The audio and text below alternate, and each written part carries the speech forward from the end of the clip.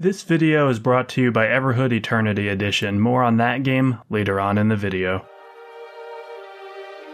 The Amazing Digital Circus seems to be getting unapologetic praise across both my friend circle and broader social media, being touted as one of the best animated projects to come out in some time. The fan art is rampant, and the chatter over what's possibly to come is everywhere. Much to my confusion, the show I ended up watching felt very, very different from the one I was described. To put it bluntly, lots of the characters felt like they lacked depth, and it was rare that the show would steal a chuckle out of me. Perhaps it's a symptom of getting overhyped from all of the good reviews it's getting online, but suffice to say, while The Amazing Digital Circus does have issues, it's not all bad. The premise itself is actually really neat. A handful of people are trapped inside a digital world that looks like a giant uncanny castle with their avatars resembling cartoon characters. The entire cast even knows that they're wearing a virtual headset, but concerningly are unable to take it off. It's a nice and creepy hook. Unfortunately, everything that follows takes that promise and, hopefully, pushes it on the future episodes. I'll be sure to touch on the stuff this show does right as well, but let's start with the biggest area where it falls flat, the humor. I'd have loved to sit here and tell you that The Amazing Digital Circus fires on all cylinders, that it nails every category, but it is unfortunately not the truth. A good amount of screen time is spent on gags that just do not land, whether it's Ragatha going on a tangent about her mental unrest, but after a while you start to realize that you really can't leave, and constantly chasing an unattainable goal will start driving you a bit crazy, and eventually you get to asking what the point of anything is, and you completely lose sight of who you are and why you're even alive, and when you reach your breaking point, something really terrible can happen. Kane monologuing for what feels like minutes on end. I was always eager to come back from these bits in hopes to just hear more about the lore and broader story. I'm not saying that every single joke in something has to give me a belly laugh or anything like that, but if you're going to sacrifice time that would otherwise be spent developing these characters on humor that doesn't work, that's a huge net negative for the animation's overall quality. You might think that since the humor didn't exactly land, maybe all of the resources were put into the storytelling. The short answer to that is no. The long answer to that is if they're setting up future payoffs in this episode, it'll be difficult to gauge just how well that was executed until those episodes actually come out. None of this is a slight to the voice actors, as they do the best they can with the material they're given.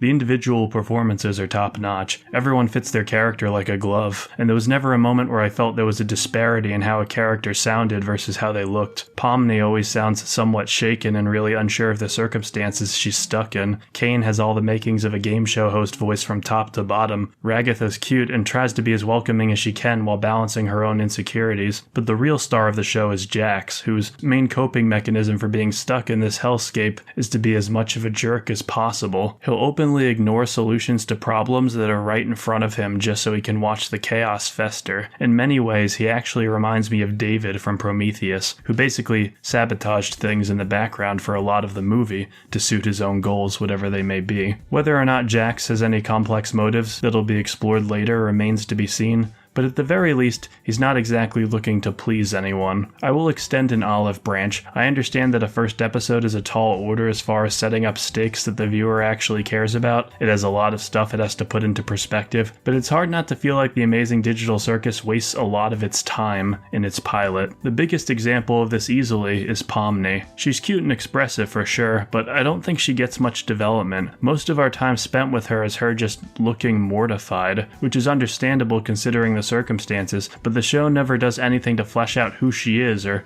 why we should even care about her besides the fact that her design is cute. When every moment is used to show us one emotion, in this case how scared she is, it ends up losing a lot of its dramatic impact. Visually, I'm really in love with what they did here. Maybe I'm just tired of the really sanitized, play-it-safe Pixar art style when it comes to 3D animation, or everyone trying to helplessly copy Into the Spider-Verse, but Digital Circus manages to find a good in-between of being simple but having just enough style and detail that it has its own unique flair. Some of these floor patterns and stuff remind me of old Windows screensavers, which I think adds to the digital horror aesthetic, and going off the show's intro, I have to imagine this is intentional. The texture work in particular has a lot of nice, subtle shines to really make everything easy on the eyes, despite the really loud colors. Also, I can't be the only one who was thinking of Peach's Castle, right? Like, I know not everything needs to tie back to Mario 64 or anything, but really, the oddly creepy vibes, the the long, empty, tiled hallways and stuff, I just really couldn't keep it out of my mind. For as developed as the art style is, and as I touched on earlier,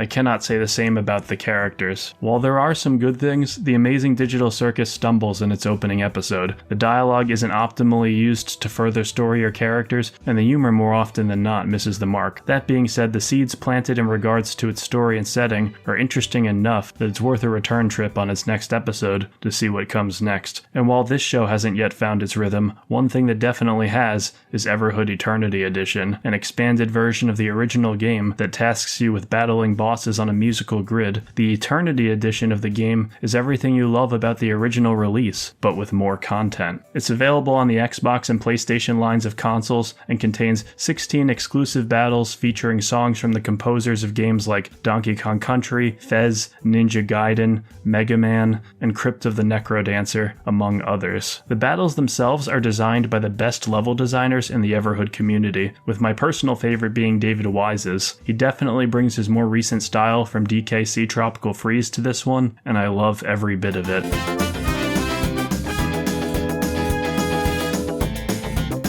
Click the link in the description to learn more about the game. Thanks to Blitworks for sponsoring this video.